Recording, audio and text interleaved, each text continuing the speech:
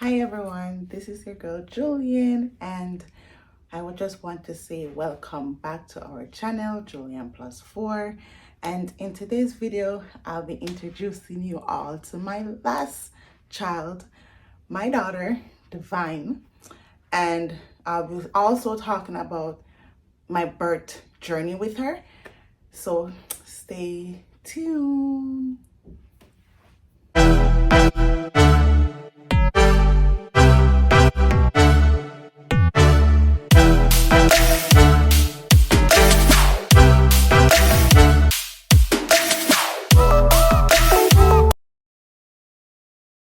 Okay, so guys, my birth journey. So I'm gonna start off with that, and it was a wild ride for me with Divine. So to begin, like a year ago, I was on a prayer line, and a prophet said to me, like, she see a next child in my future. So I'm like, huh. I was skeptical. I'm like, nah, I don't want no more children. I already have 3 children. I don't want no more children. So that's not me. And she said other stuff too. So fast forward a year later, I found out I was pregnant with Divine. I was in school and I felt sicky, and I just came back from Jamaica. So I started in September last year, and I just never felt right. And then after that the missed period come. So I by a test and I checked, and it showed that I was pregnant with Divine. So I was like, what? I'm pregnant. I'm in school. I have 3 other children. But I'm like, oh well, children are God blessings. So I stick through it. It was kind of a good journey to say. I wasn't sicky. I never vomit. I never did any of those birth symptoms. I never had none of them with Divine. Only thing that every time I went to my doctor's visit, I only gained like ½ pound. So I was so skinny during my pregnancy. I was skinny. And when I went to see my OBGYN for the first time, the first time checkup, because before I was going to my regular doctor, then she transferred me to my OBGYN. So he sent me for my first ultrasound. So when I went and did my first ultrasound, they checked up everything, and I was late for that, appointment, but they still squeezed me in because it was closing time, but they still squeezed me in, and I went through and everything. And she said she saw like a little hemorrhaging. So, but it's nothing to worry about. So I'm like, okay. So when I went to my doctor, he said the same thing to me, and then I'm like, ooh. So he's like, he's gonna send me back for a next checkup like a month, just to make sure that the hemorrhaging is not there no more. So when I went, that cleared up, and everything was back on track. And then for my 3rd ultrasound, when I went, the doctor said, like, it was like a long process. I'm like, I don't remember doing ultrasound for so long, and they've like digging my tummy and everything. So I'm like, I hope everything is okay. So I went back to because I always go to my sister-in-law house on the days of my appointment, because my OBGYN is like close to her. And she's like, what's wrong with you? And I'm like, I don't know. I feel like something is wrong, because this ultrasound appointment took longer than expected. And she's like, don't worry, just pray about it. So we did. So when I went back to my OBGYN for my next checkup, he told me that the ultrasound that I was worried about showed that my umbilical cord was blocking my what do you call that? So it was blocking the birth canal. That's what it's called, the birth canal. So he has to keep watching, because if it doesn't rise up, I would have to do a C-section with her. And I'm like, I don't want to do no C-section. So I went back to my sister and I told her, and she's like, let's pray about it. And before that, she said she had a dream that I'm gonna have a C-section. So we were praying against it. And then when I went to my doctor's appointment, That's when I got that news, and I came back. I'm like, Tamika, your dream, okay, it's coming true, because the doctor told me that my umbilical cord is low, and if it doesn't rise up above my birth canal, I'd have to do a C-section. So we prayed and everything that it won't happen. When I went back for a next ultrasound, and then I asked the technician, is my umbilical cord low? He's like, no, it's not low. He's like, why? So I told him that the previous one showed that it was low. So he's like, no, it's not low anymore. So when I went back to my OBGYN again, he told me that everything is good. The umbilical cord is up and the baby's good. Baby's growing good. Everything. So I was like, yes, thank God. So then they wanted me to do that test to see if my child would have Down syndrome. So I told him, no, I don't want it. He's like, are you sure? I'm like, yes, I'm sure. Because I'm like, if my child come with Down syndrome, yes or no, I'm keeping my child. So it doesn't make sense for me to do that test. So I didn't do it. And then my iron was really low. So he kept telling me that my iron is low. I need to eat more iron food. So I tried. I eat liver and all those stuff that has strong iron in it, but it didn't work. And so he told me that he'd have to put me on iron infusion for like 3 weeks. So in June, the baby will be born in July, and I'll do the 3 sets of iron infusion in June. So it'll be the 2nd, the 9, and the 16. Just for me to have enough iron so that I won't have to do a blood transfusion after having her. So I told him, yes, I'll do it. So continue doing my checkup. Everything is going good. And so when this was time, in June come now, so it's time for me to do the first iron infusion. I did it. A video clip next to show you like a little clip of how I was when I was doing that treatment. So it's gonna come next.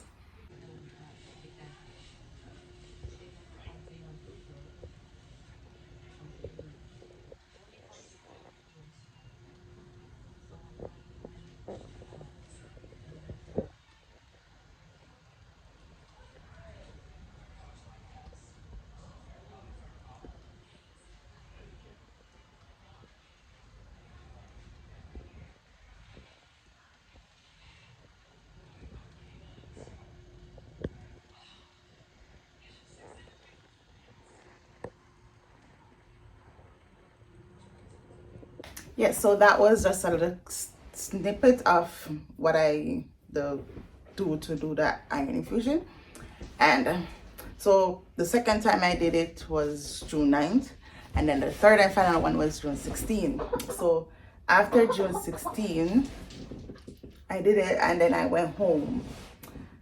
Everything was good. Baby was good. I was good. Everything was good. And I was going for I think on the same day, the 16th, I was going for my children, and I fell out the car. Don't ask me how I fell out the car, but I fell out the car. And I got up, I brushed myself off, checked myself. I was okay. I wasn't in no pain or anything. So I went home, and then over the weekend, I was good. I wasn't feeling no pain or anything. So on June 20th, I was in bed. Or should I say June 19th, I was in bed. And then when I woke up, like I was sleeping. And I felt like I wanted to pee myself. I'm like, I want to pee. So I fly out the bed quickly to run to the bathroom because I didn't want to pee the bed. So when I went, by the time I reached the door, I only see water rushing down. So I'm like, what did I pee at myself? So then I look down, I'm like, how am I managed to pee at myself? When I look at the floor, I'm like, it's not yellow. It's just clear. The water is clear. So I'm like, this don't look like pee-pee. But then more kept coming. So I'm like, I think my water broke. So I sat down on the toilet. And when I got up, it just kept running. I grab a towel, wiping it up. So while I'm wiping, it's coming. So I shout out to my husband. I'm like, my water broke. I wasn't in pain or anything. It was just kept coming, kept coming, kept coming. So he's like, so he's like, okay, let's go to the doctor. So I'm like, yes, wake the children up, let's go. And then I call my sister-in-law to me, and I'm like, my water broke. And she's like, are you in pain? I'm like, no, I'm not feeling no pain, but I'm still going to go to the doctor. She's like, you don't need to go to the hospital yet. Just wait a little because the water just break. So I'm like, okay, I'm going to come by you. So the children didn't went to school that day. So all of us packed up, went to my sister-in-law's house because she's more closer to the hospital. She's in Toronto. I'm in Brampton. So I was at her house. And I'm there still not feeling no pain, but water keep coming. So I was there sitting and she's like, you're good? You're still not feeling pain? I'm saying, no, I'm not feeling no pain. So she's like, go to the hospital just to check up because I'm losing too much water. So I'm like, sure. So I hop on an Uber, went to the hospital. When I went there, trust me, that day, it seems like a lot of people choose to have baby that day. He was packed. And then the lady, it was my turn, and I went up and she's like, how may I help you? So I told her, my water broke around 5 a.m. this morning. So I went to the hospital at 12. So I'm like, my water broke at 5 a.m. this morning, and I'm not feeling no pain, but I know I'm in labor. So she's like, okay, go in the waiting room. She'll get somebody to come to me. So the nurse called me in and I went in and they put me in a room to check me to make sure that it was my water that broke and I didn't pee myself. So I'm like, okay, I'll show you a clip of me in the waiting room with the thing strapped around my belly. So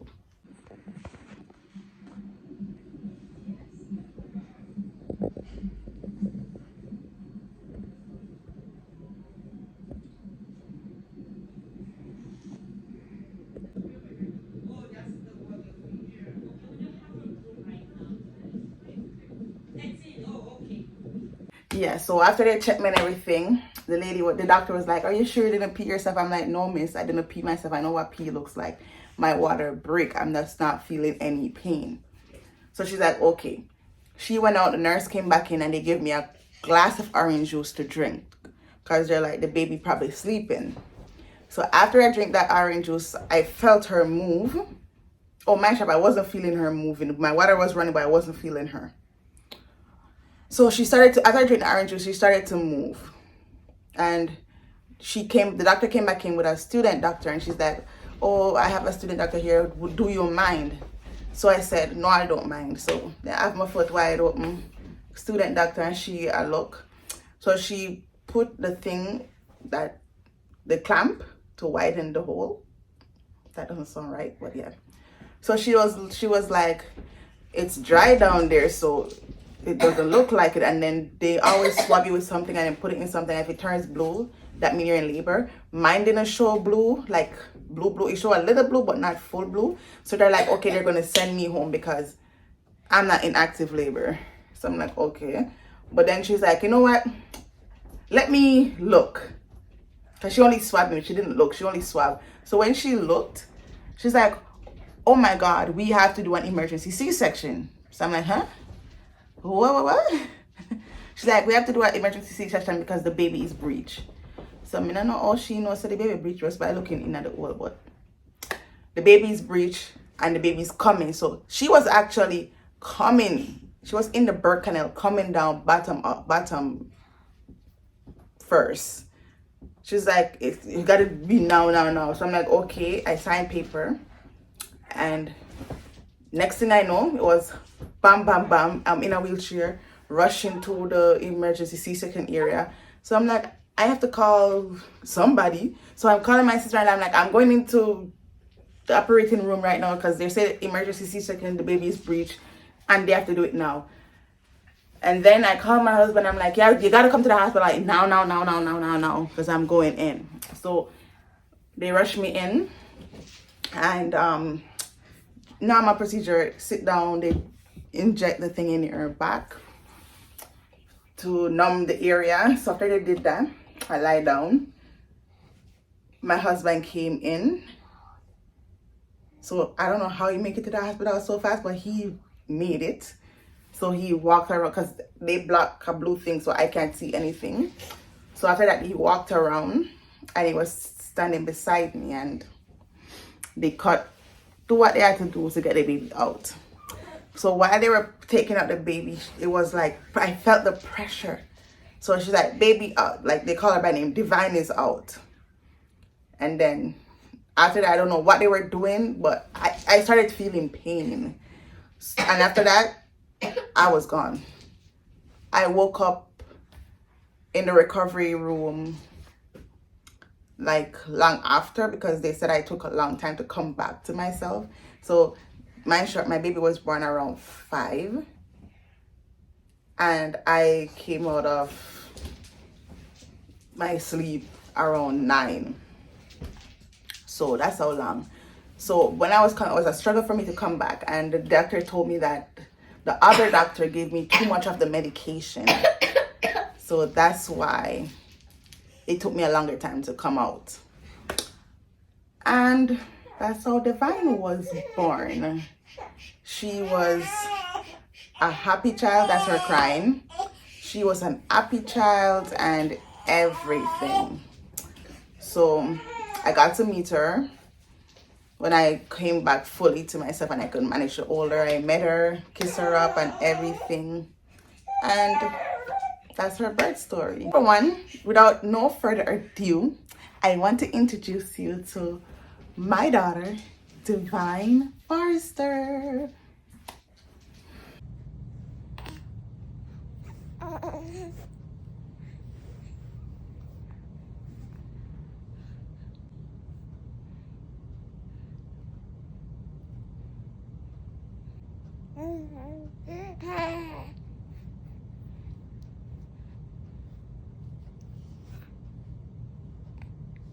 Isn't she beautiful, guys? So she's my little angel and I love her so much, and I hope you guys love her as well. And that's the end of our birth story. Say hi, Divine. Say hello, everyone. Yes. Say hello. Thank you for watching our video. Hi everyone. Welcome to watching our video. Like, share, comment, subscribe. Bye everyone. Love you. Mwah.